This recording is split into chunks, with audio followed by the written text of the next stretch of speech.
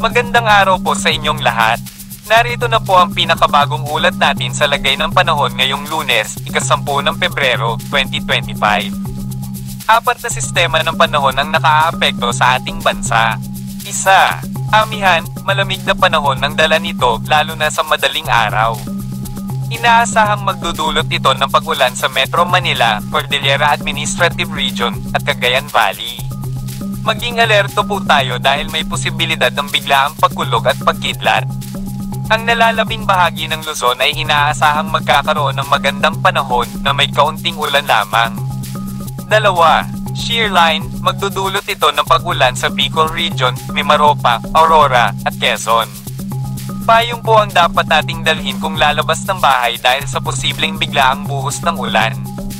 Tatlo, Visayas, patuloy na inaasahang magkakaroon ng pag-ulan sa Visayas. 4. LPA sa Palawan, ang LPA ay nagdadala ng maulap na panahon, pag-ulan, at localized thunderstorms sa Kalayaan Islands at Puerto Princesa. Nagpapababa rin ito ng temperatura sa lugar. 5. Silangang bahagi ng Mindanao, pag-ulan ang inaasahan dahil sa easterlies. Apektado ang Caraga at Davao regions. Ang nalalabing bahagi ng Mindanao ay inaasahang magiging maaliwalas, ngunit may posibilidad pa rin ng biglaang buhos ng ulan dahil sa thunderstorms na nagmumula sa LPA sa silangang bahagi ng Mindanao. Babala, dahil sa patuloy na pag-ulan sa mga nabanggit na lugar, may posibilidad ng pagbaha sa mababang lugar at landslide sa mga bundok. Iba yung pag-iingat po ang ating gawin. Tandaan ang ulat na ito ay base sa kasalukuyang lagay ng panahon.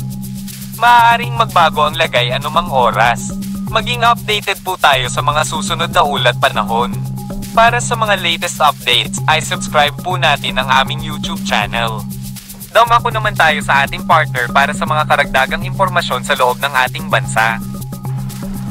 Para naman sa lagay ng ating panahon, asahan pa nga rin natin itong shearline na magdadala ng maulap na papawirin at mga kalat-kalat na pag-ulan, pagkidlat, pagkulog sa Bicol Region, Mimaropa, pati na rin sa Aurora at Quezon. Samantalang amihan naman na magpapaulan sa Metro Manila, Cordillera Administrative Region, pati na rin sa Cagayan Valley at sa nalalabing bahagi ng Central Luzon at Calabarzon, at mas magandang panahon sa nalalabing bahagi ng Luzon kung saan may mga tsansa lamang tayo ng mga may hinang pag-ulan. Agwat ng temperatura pa sa Metro Manila ay 23 to 30 degrees Celsius. Sa Tagaytay at Tuguegarao naman ay 20 to 28 degrees Celsius.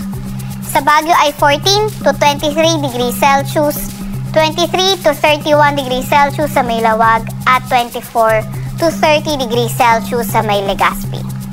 Agwat naman ng temperatura sa Puerto Princesa ay 24 to 30 degrees Celsius at 25 to 30 degrees Celsius sa may Kalayaan Islands. Para naman sa lagay ng panahon sa may Visayas at Mindanao, asahan natin maulang panahon pa rin ang inaasahan natin sa Visayas, pati na rin sa may silangang parte ng Mindanao area. Mas magandang panahon sa nalalabing bahagi ng Mindanao kung saan may mga tsansa lamang tayo ng mga localized thunderstorms. Agwat ng temperatura pa sa Iloilo at Tacloban ay 25 to 30 degrees Celsius. 26 to 30 degrees Celsius naman sa may Cebu. 24 to 33 degrees Celsius sa may Zamboanga at 24 to 31 degrees Celsius sa may Cagayan de Oro. Meron din tayong nilalabas na gale warning. Ito ay updated din kung saan asahan nga natin yung maalon hanggang sa napakaalong karagatan sa may Batanes, Cagayan kabilang na ang Babuyan Islands, Ilocos Norte, Ilocos Sur, La Union, Pangasinan, sa Isabela, western coast ng Zambales, sa may Aurora, pati na rin sa may Kalayaan Islands, northern coast ng Quezon kabilang na ang Polillo Islands, sa Camarines Norte, northern coast ng Camarines Sur, sa northern at eastern coast ng Catanduanes, eastern coast ng Albay, eastern coast ng Sorsogon, northern at eastern coast ng Northern Samar at eastern coast ng Eastern Samar. Kaya kung maaari ay huwag na munang pumalaot sa mga lugar na iyan dahil nga magiging maalon hanggang sa napakaalon ng karagatan at mapanganib ito sa mga maliliit na sasakyang pandagat. Para naman sa 3-day weather outlook ng ating mga pangunahing syudad, Metro Manila at Baguio City, on Tuesday magiging maulan. Ito ay dahil sa northeast monsoon. Sa Legazpi City naman, magiging maulan, posible ito ay dahil sa shear line. Sa Metro Manila at Legazpi, pagdating ng Wednesday and Thursday, fair weather conditions na tayo, pero may mga tsansa pa nga rin tayo ng mga localized thunderstorms. At sa Baguio City, Wednesday to Thursday, although magandang panahon, may mga tsansa pa rin ng mga may hinang pag-ulan. Para naman sa mga pangunahing syudad sa may Visayas, Metro Cebu at Iloilo City, simula Tuesday ay magsisimula ng improving weather condition. At nakita nga natin Tuesday, Wednesday, and Thursday, mga tsansa lang na mga localized thunderstorms sa ating mga babantayan. Sa Tacloban City, hanggang Tuesday, posible maging maulan. Pero pagdating ng Wednesday at Thursday, fair weather conditions na nga tayo at may mga pulupulong pag-ulan, pagkidlat at pagkulog lamang. Sa mga pangunahing syudad sa Mindanao, sa Metro Davao, posible tuloy-tuloy pa rin yung mga paulan Tuesday until Thursday.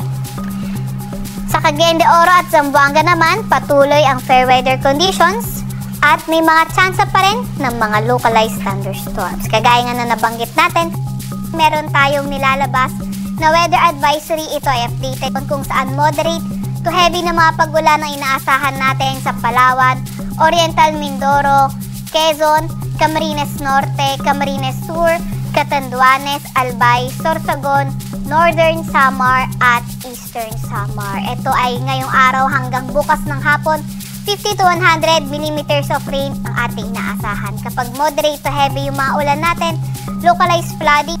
Bukas naman ng hapon hanggang Tuesday ng hapon, moderate to heavy na mga pag-ulan rin yung ating inaasahan sa Aurora, Quezon, Camarines Norte, Camarines Sur, Catanduanes, Albay, Sorsogon, Northern Samar, pati na rin sa may Eastern Samar. Tuesday afternoon to Wednesday afternoon, meron pa nga rin tayo inaasahan na katamtaman hanggang sa mga malalakas na pag-ulan sa Cagayan, Isabela, Aurora, Quezon, Camarines Norte at Camarines Sur. Yung ating mga kasamahan patuloy na maglalabas ng mga rainfall advisory, thunderstorm advisory o hindi kaya heavy rainfall warning kung kinakailangan. Sa Kalakhang, Maynila, ang araw ay lulubog ng 5:59 ng hapon at sisikat ng 6:22 ng umaga.